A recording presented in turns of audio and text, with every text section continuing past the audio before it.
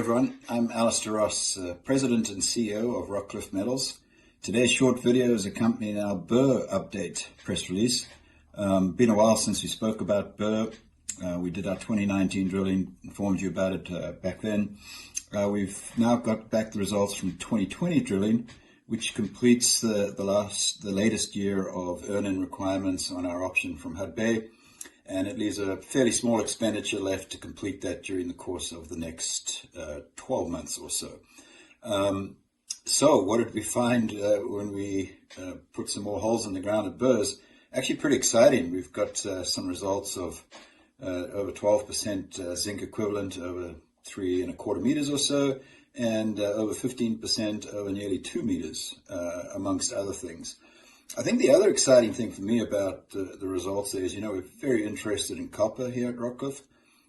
The copper results, there's a lot, if you look in that table included in the press release today, a lot of results at 2% and over of just straight copper. Very, very interesting to us. I think the other thing of note for me is we drilled out over a space of 500 meters or so south of where we have been drilling in the past.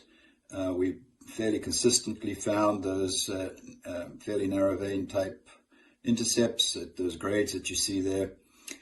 And so what's next for us, as you can see, when you look at the, that's an inset drawing of about where the 500 meters is, and we show you the larger cross or long section there at the deposit. You can see Bur is shaping up to be an incredibly long deposit, and as we know, it's got some deeper pieces to it up in the north that we haven't had a chance to look at yet. But it's beginning to look like a very sizable deposit for us. And so as long as we keep hitting these sort of grades, our strategy down the road would be, is this mine big enough even to potentially looking at having its own mill? Could we get enough production rate out of it because the mine's that big?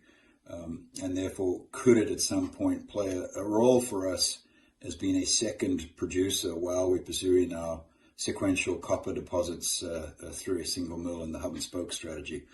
A lot of thought required on all of that stuff yet, and clearly the first thing for us to do is finish off the last of that moderate expenditure that's required, which we plan on doing over the next few months. We believe what we'll include is a little bit of met characterization test work, a simple resource model just to tell us, what have we got here. That should fulfill our remaining expenditures for the Hudbay earn-in.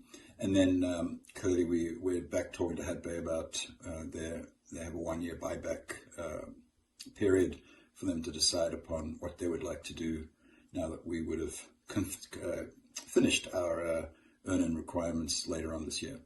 So very, very exciting, huge deposit, very good zinc results, very good copper results.